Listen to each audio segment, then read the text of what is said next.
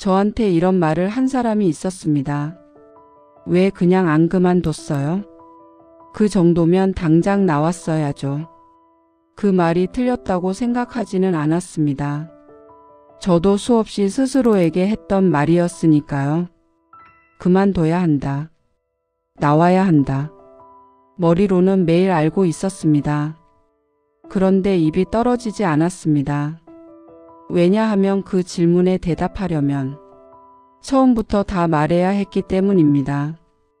제가 어디서 왔는지, 어떻게 여기까지 왔는지, 왜 그렇게까지 버텨야 했는지. 저는 평안남도에서 태어나 어릴 때 기억은 대부분 배고픔이었습니다. 배가 고프면 사람이 예민해집니다. 예민해지다 못해 조용해집니다. 괜히 말하면 기운이 더 빠지니까요. 허리가 먼저 굽습니다. 그리고 눈이 흐려집니다. 배고픔은 배만 아픈 게 아니었습니다. 생각이 멈춥니다. 엄마는 제가 12살 때 돌아가셨습니다. 병원에 갈 형편이 아니었습니다. 아버지는 집에 있었지만 저를 지켜주는 사람은 아니었습니다. 그래도 이상하게 꿈은 있었습니다. 거창하지 않았습니다.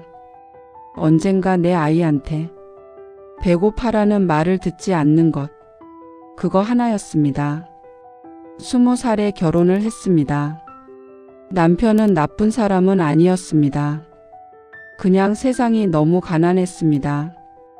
딸이 태어나던 해 동네에 식량이 끊겼습니다. 그때 처음으로 알았습니다. 이 아이는 내 선택으로 세상에 나왔다는 것을, 그리고 그 선택에는 책임이 따라온다는 것을. 딸이 2살이 되던 해였습니다. 갓난 아이를 안고 밤에 앉아 있으면 숨소리만 들렸습니다. 밖은 조용했지만 그 조용함이 더 무서웠습니다. 남편이 먼저 탈북을 시도했습니다. 금방 소식 보낼게. 그 말이 마지막이었습니다. 그 이후로 아무 소식도 없었습니다. 살아있는지, 잡혔는지, 어디에 있는지 지금도 모릅니다. 그날 밤 딸을 업고 앉아 있었습니다. 아이의 가슴이 제 등이 닿아 있었죠. 작고도 너무 따뜻했습니다. 그때 저는 생각했습니다. 이 아이를 살리려면 내가 살아야 한다고요. 돈도 없고 연줄도 없고 아무것도 없었습니다. 딱 하나 있는 건 아이를 등에 업고 뛸 수 있는 2다리. 저는 그 다리를 미끼로 생각하고 탈북을 결심했습니다. 탈출하는 과정은 자세히 말하기가 어려워요. 지금도 꿈을 꾸면 쫓기는 꿈, 딸을 잃어버리는 꿈. 두만강을 건널 때 딸아이 입을 막았어요. 울면 안 됐으니까요. 그 손의 감촉이 아직도 생생합니다. 엄마 손이 아이 숨을 막는 손이 되는 순간, 그때 저는 제가 어떤 선택을 하고 있는지 정확히 알고 있었습니다. 중국에서 2년을 숨어 지냈습니다. 태국을 거쳐 한국 땅을 밟았을 때 사람들은 울었다고 합니다. 저는 울지 않았습니다. 눈물이 나올 힘도 없었으니까요. 하나원에서 교육을 받는 동안 저는 열심히 받아 적었어요. 선생님이 하는 말 한마디도 놓치지 않으려고. 하지만 아무도 가르쳐 주지 않았습니다.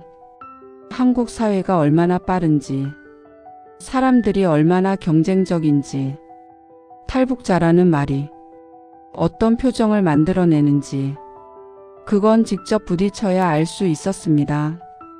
딸을 어린이집에 맡기고 처음 들어간 직장은 중소기업 생산직이었습니다.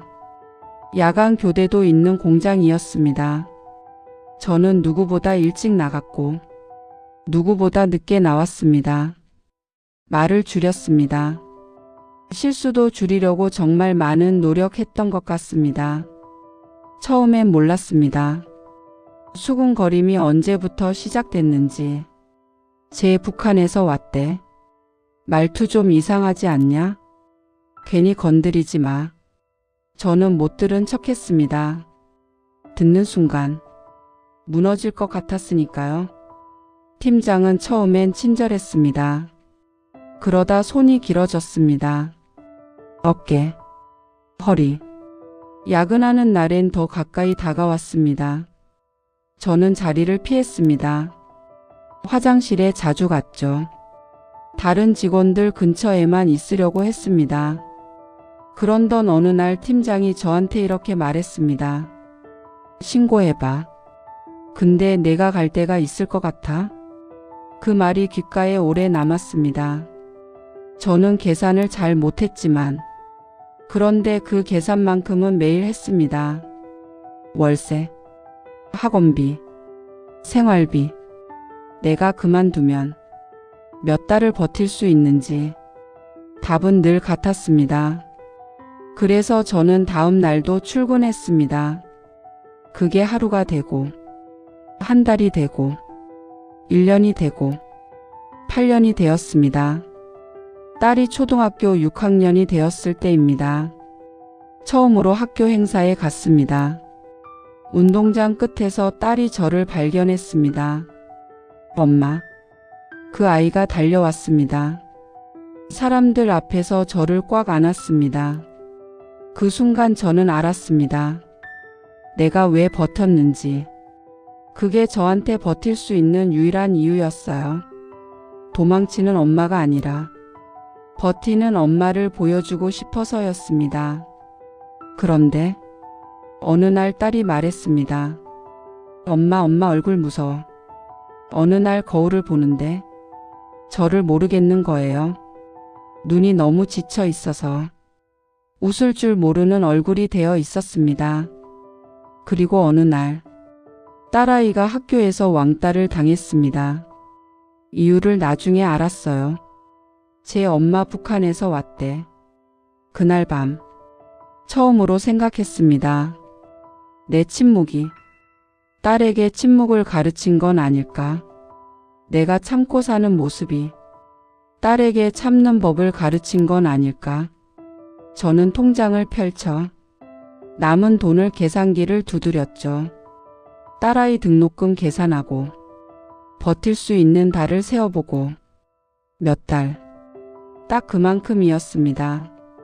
그래도 그만두기로 했습니다. 마지막 날 팀장은 이렇게 말했습니다. 에이 예민하게. 저는 아무 말도 하지 않았습니다. 가방을 들고 나오는 길. 신기하게도 다리가 떨리지 않았습니다. 8년 중 가장 단단한 날이었던 것 같았습니다. 집에 와서 딸에게 말했습니다.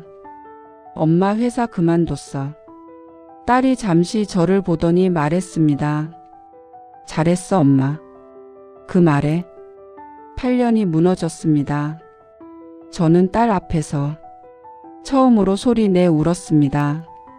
그날 이후 저는 다시 일자리를 찾고 있습니다.